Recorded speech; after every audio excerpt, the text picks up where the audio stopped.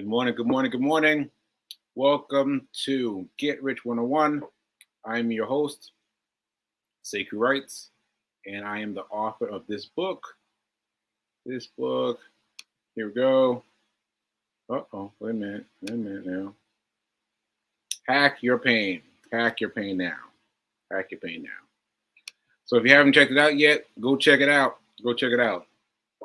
If I have time, I'm going to read a little bit from that book today because I noticed that it's right here. It's right here. And it's open to a page. So I'm going to check that out.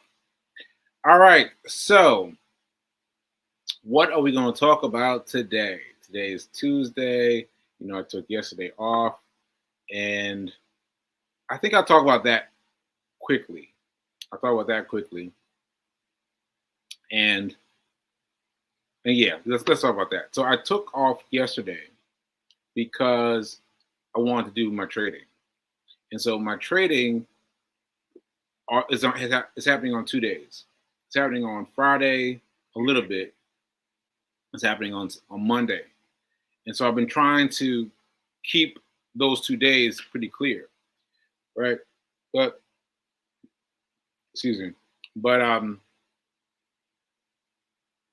something happened this past Monday.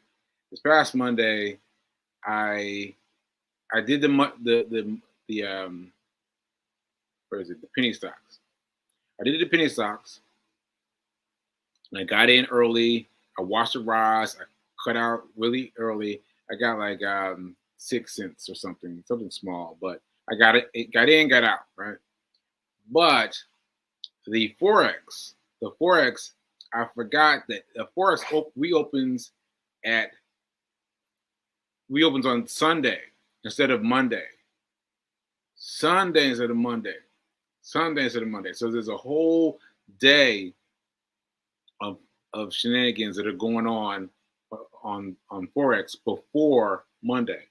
So I was thinking about how I was going to do that, and I decided that what I'm going to do moving forward is I'm just going to cut my losses on Monday. No, wait a minute. I'm going to cut my losses on Sunday. So I'm going to do the same weekend hustle on both platforms, but I'm going to dodge out of forex on Sunday instead of Monday because I'm just waiting for the penny stocks to come through and then trying to trade forex at the same time. So it's just like it's not quite working. So this coming Monday, I'm going to trade my stocks, my forex on Sunday. I'm going to trade it on Sunday, and then on Monday, all I have left is the penny stocks on Monday. All right, so that's what we got. So I just had to get that out quickly. I know that most of you are not trading. But I had to get out what I'm doing in terms of trading so I can help me with my knowledge, help me with my patterns. Okay, so that's what we got. And let me do the book now. Why don't you? Since I already did the book, let's do. Here's my book. Here's my name. Hack Your Pain Now. And I'll just say commandment number 7. If you only have the bandwidth to pick one commandment, this is the only one you really need. Yes. Thank is a verb. It's active. Thank someone. This may be hard if you're stuck in the middle of your pain, but think of it like going to the gym. Unless you're some kind of alien, you don't love going to the gym, but you do love the results. Want to have a ripped body? Go to the gym. Want to feel better? Give thanks. That's good. That's good. Yeah, I didn't know what I was going to read, but that's good. So this is, again, my book, Hack Your Pain Now. I've got like 10 commandments in here. And I titled them commandments on purpose. But check it out. Okay, so now let's talk about the weekend. So yes, well, no, 2 days ago, I went to church by myself. Fee had a meeting with one of her girlfriends, and so I went to do church by myself, and I didn't want to go. I didn't want to go. I did not want to go. See, because oh wait a minute, Reverend Mel is still playing socks playing socks with me. I'm still holding Zena stock from last week. Yeah, yeah, I'm telling you.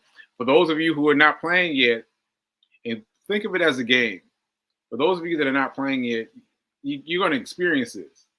You're going to experience what Rev Mel is experiencing because once once you wait too long, you're like, well, what do I do? What do I do? What do I do? Do I wait for it to come back up? But I've learned since then to get out quickly, get in, get out, get in, get out, because the amount of time that you have to wait for it to circle back it takes too much time. So anyway, shout out to to Reverend Melissa. All right. Peace King saying, I like your lighting. I miss seeing you on Facebook. Oh, trouble. Facebook's still not working, huh? All right. Well, we'll have to check into that. But it's interesting that you like my lighting. And, and Melissa's saying is practicing patience. Yeah. See, why you getting me hyped, Reverend Mel? Why you getting me hyped? Because now I want to talk about stocks. I want to talk about trading. And none of y'all are doing it with me, except Reverend Mel. Like, y'all aren't doing it with me. So I just gotta tell y'all, this. You have to practice everything about yourself. You have to practice who you are. What you need to work on in life is what you need to work on in life for the stocks, for trading. So, all right, let me get back on track. You get back on track. So anyway, I did not want to go to the church on Sunday. I did not want to go. Fee woke me up and she's like, "Yeah, it's time for you to go to church," and I was like, and I based whether or not I was going to go on whether or not Mel hit me back. So I sent her a text message. I sent a text message saying, "Oh, can you pick me up from the train station?" And I was kind of hoping she wouldn't respond. Right? But she responded, she's like, "Yeah, I got you." I was like, ah. So I went, and let me tell you how it changed my day around.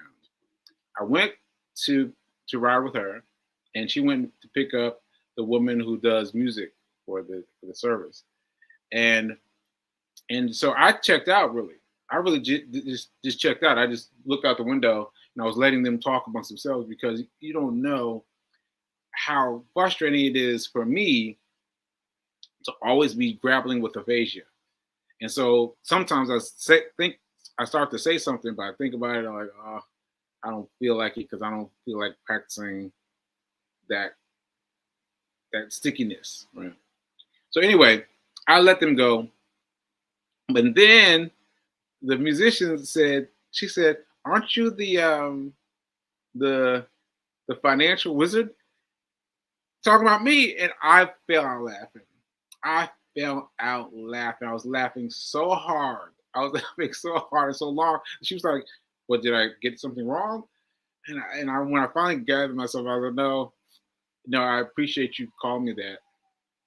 And I'm fascinated that people think of me that way.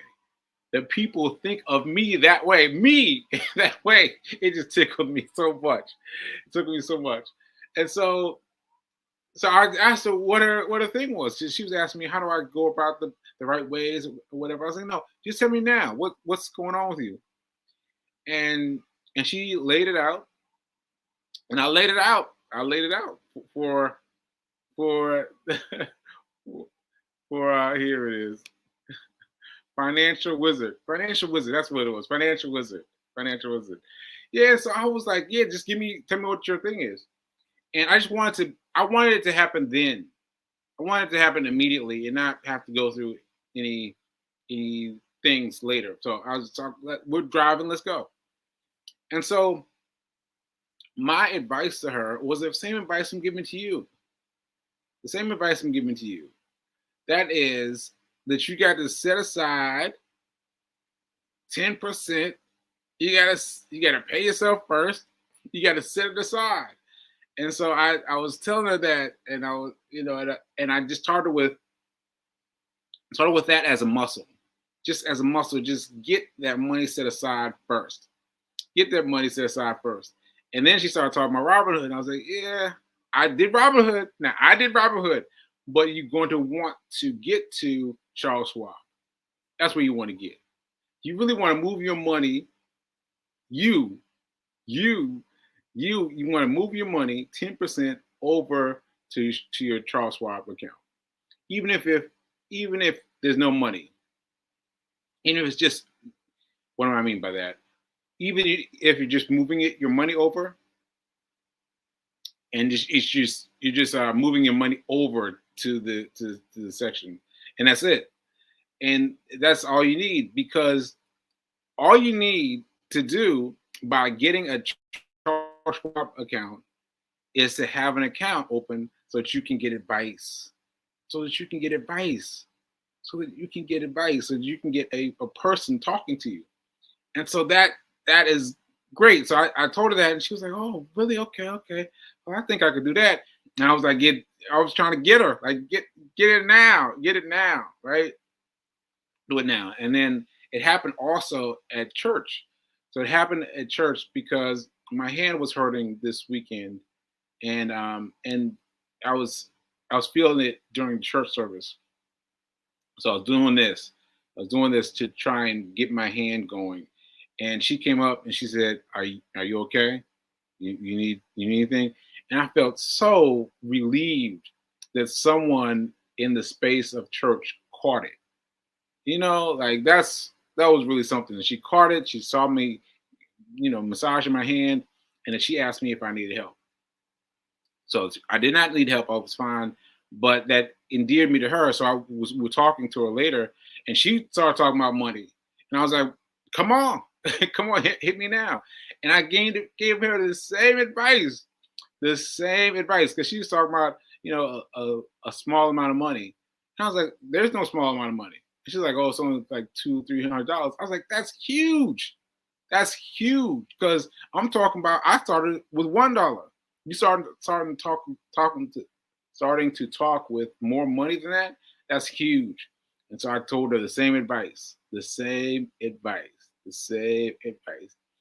And I gave her a login to this group we started.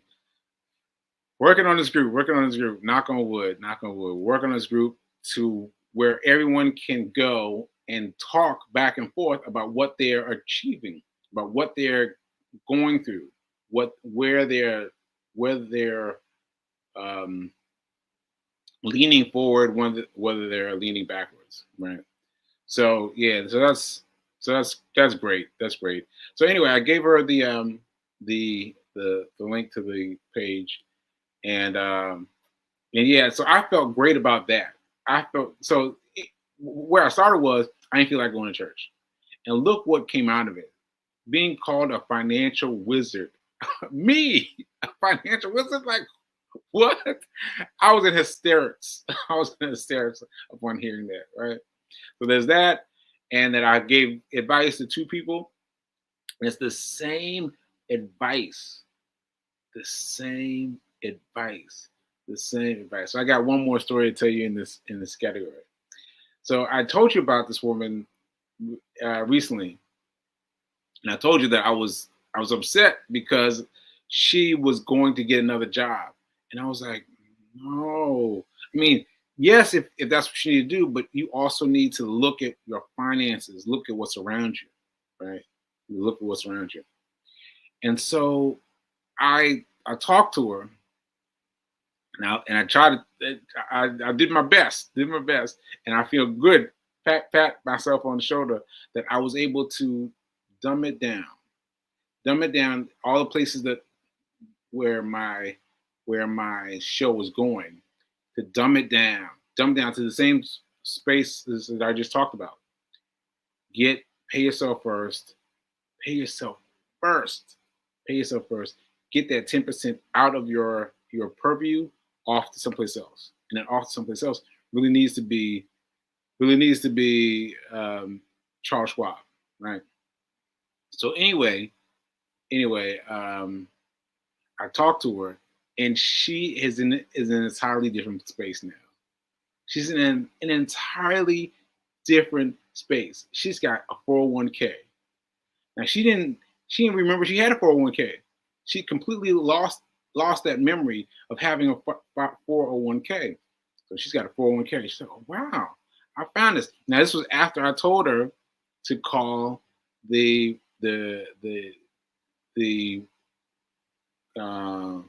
what did I just said his name, Charles Schwab. Before I had her call the Charles Schwab rep, right? She called the Charles Schwab rep and got into all these things. She found out she had a 401k. She found out that she had wish upon a star stocks. That's my funny phrase for buying stocks, buying stocks, buying stocks, buying stocks, buying stocks, and just not knowing what to do with them, just buying stocks, right? But I had her figure that out, that she had wish upon a star stocks, right? And she already had a Charles Schwab letter, a Charles Schwab a Charles Schwab app. App is for your cell phone. She already had it. And she was like, "What? I'm supposed to do this?" I was like, "Yeah, you're supposed to do this now." And that's why I bumped her up to talking to a person first, because now she's already got a person that she doesn't know. See, I didn't know, but people that don't know that once you own a portfolio, if there's zero money in it, if you own something from Charles Schwab, you get to use their financial advisors, and that's all I needed. So I put her onto that, and she was like, "What?" And she found all this information. Once again, 401k. Let's see, what else is Wish Upon a Star stocks are being downloaded. And and I told her she had trouble with her password. And I told her, hang in there. And she hung in there. And today she sent a picture. She sent a video of her doing things, and her making it happen. She was like, I got X amount of some kind of stock that Charles Schwab is giving away, is selling. And I don't even know what it is. I don't even know what it is, right? But it's what he said, the advisor said works for her. And she's got it. And she's feeling so much better now. And we're talking about a week or two of transformation. It's about finding out what's around you, what's already around you, like that's already in your pockets, in like a 401k that she forgot about, like wish upon a star stocks that are all over the place. And you got to look at what you have closely, and then analyze that, and that'll help you get right. That'll help you get right. Okay. So yeah, I got hype about that. I got hype about that.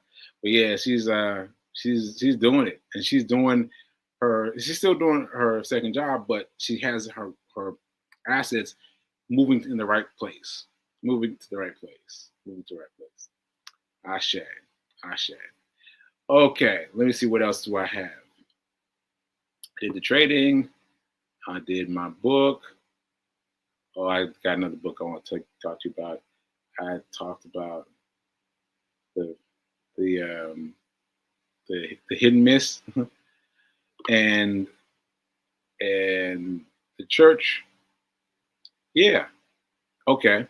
So now I just want to tell you about the richest man in Babylon. The richest man in Babylon.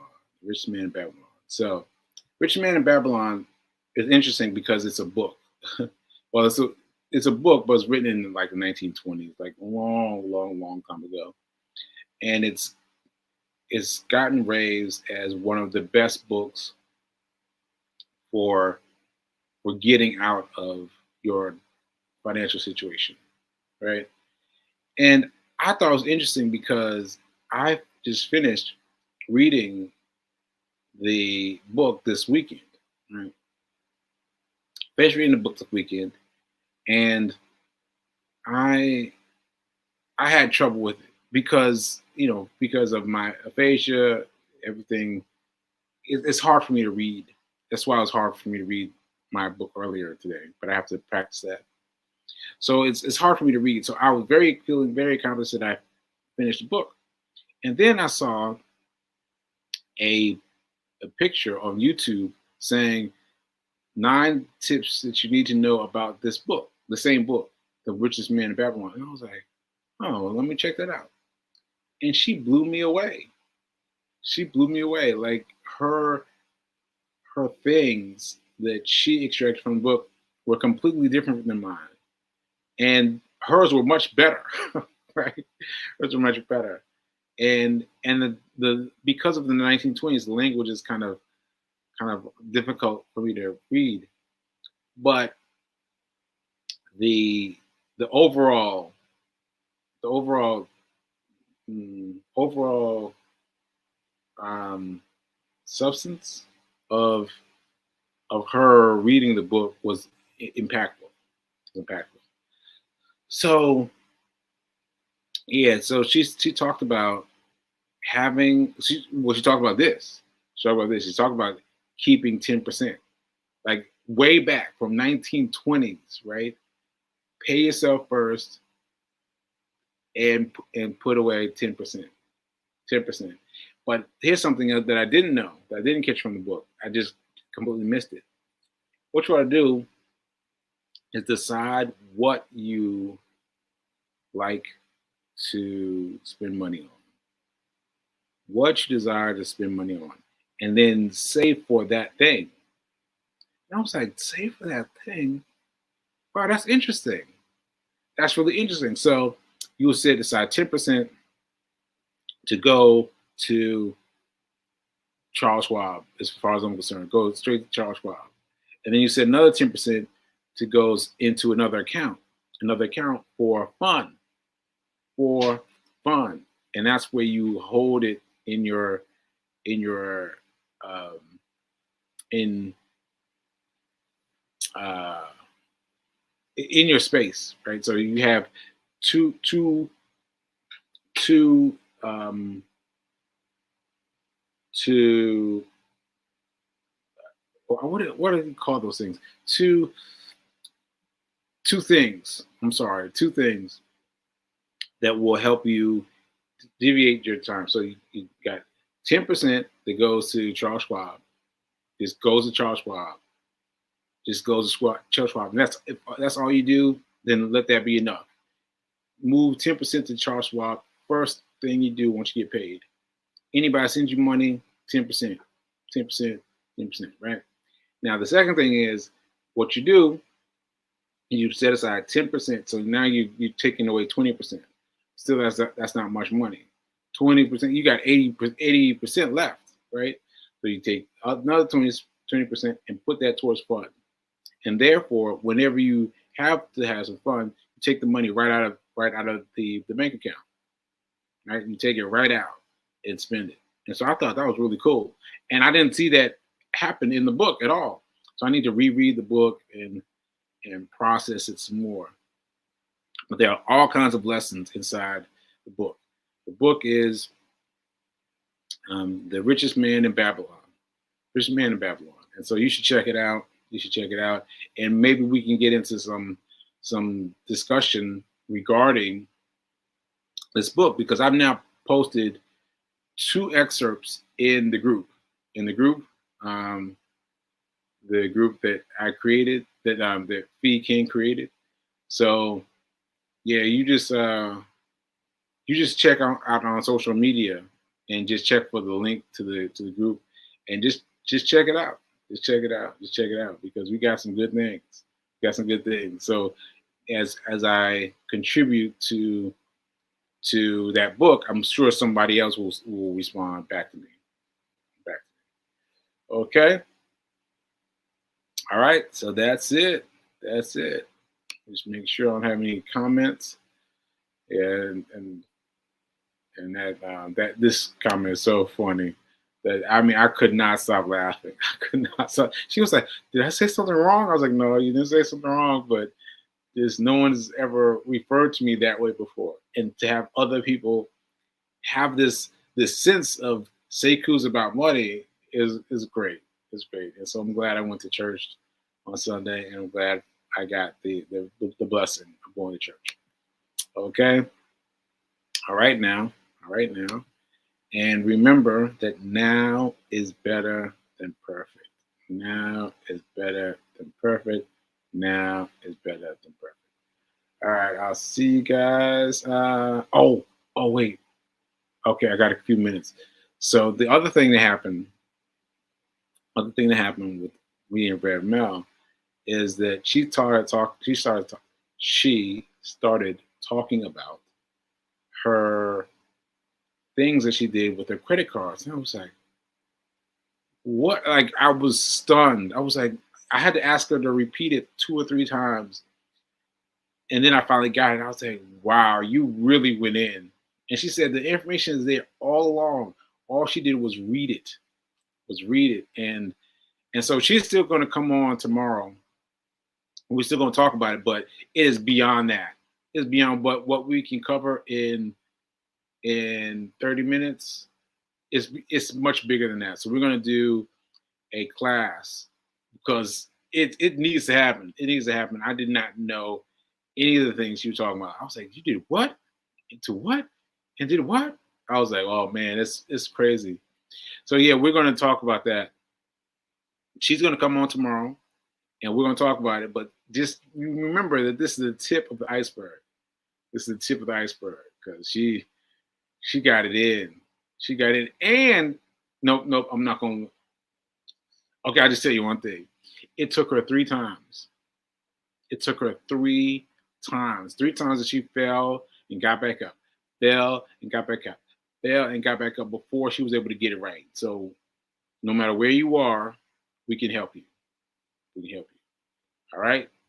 All right. So thank you. What's she saying? Yes, I saved for my trip to Egypt. It works. Listen to Sekou, the financial wizard. That tickles me so much. The financial wizard. Me? What? Oh, that tickles me so much. Thanks, Reverend Mel. All right, folks. And I will see you soon. I'll see you soon where you don't want to miss Reverend Mel going to give us drop the science about talking about debt. Woo! I mean, you need to bring pencil and paper tomorrow for sure. All right. Remember, folks, it's hard. Now is better than perfect. You heard that from the background? Now is better than perfect. Ashe.